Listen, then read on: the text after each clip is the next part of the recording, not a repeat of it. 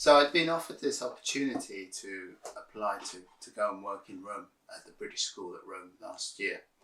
And I noticed it was the bicentenary of the death of John Keats. He died at what is now called the Keats-Shelley House. Then in his time in 1821 it was a simple boarding house. And that's now a kind of museum that's dedicated to the legacy, the memory of the circle of writers that Keats was part of. That's Shelley, Mary Shelley, Byron and Keats.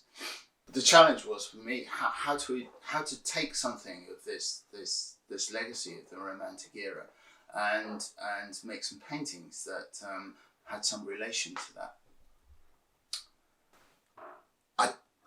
I started almost a forensic examination of all the artifacts within the museum, the furniture, the fixtures, various objects that they held there that are somehow embodiments of a material culture, the traces left by these people, their correspondence and letters. And quickly fixed on what takes a sort of central position in the museum, really, the portable writing desk, the bureau of Mary Shelley, which she would have carried with her around Europe with Percy Shelley, and probably what she wrote the first drafts of Frankenstein on. A curious object, quite architectural really, with green bays, and it folds out and there are various compartments and drawers within it. So I became increasingly fascinated with this and did a number of drawings, and it's become a central motif in some of the work I've been making since that time. Talking later about the way she chanced upon the idea of the genesis of the creature in Frankenstein, dreamlike vision that had disturbed her midnight pillow. So you get the idea of a sort of insomniac's vision that then she spun out into the novel. So the people that are often depicted along the fringes of the painting are taken from my own observations of contemporary people that I saw in Rome. I also included is my partner Jocelyn, working on some paintings in the Villa Borghese. And it was important to include those images of particularly women working on something, thinking about something, building something, and it became a kind of parallel or a stand-in for a sort of dispersed idea of Mary Shelley herself working on the novel of Frankenstein. So in this painting, Galvanic, the idea of galvanism or electricity itself was very important. It was an incredibly exciting new idea for the early Victorians, the idea that electricity could actually impart life to dead things. And that's perhaps the key image within Mary Shelley's Frankenstein, is the creature coming to life through the power of lightning. So I wanted to explore that a little bit and think about the idea of the brain as a wiring diagram, but also explore the idea of a kind of entanglement that becomes slightly out of our control.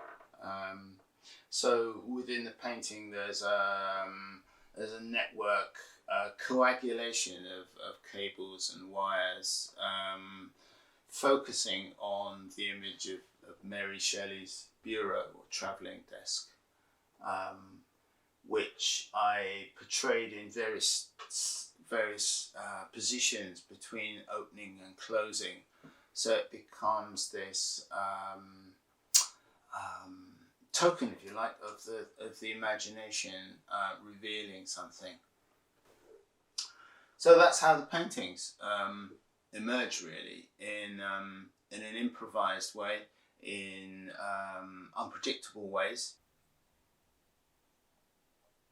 My overwhelming impression of Rome when I was staying there is it's such an incredibly messy city. It's full of these overlapping layers of time, unevenly interwoven and scraped away in places, so that you get fragments from different eras of history all compressed together, which is kind of like the way I like to think of a painting, really. Building up associations and imagery from lots of different places and different times. So the figures in the painting also include various people I'd observed on the time in Rome, including the road workers lowering themselves into the sewage system, a little bit in my imagination like the first explorers that clambered down into the buried chambers of Nero's Golden House, finding the sculptures and the wall paintings that had been lying there undiscovered. So the painting Cloudy Trophies, the title's taken from a line of Keats's poem Ode to Melancholy. Very resonant phrase. It contains various figures that are framed within a sort of provisional architecture that I improvised from my drawings from the furniture and fittings around Keats' Shelley house.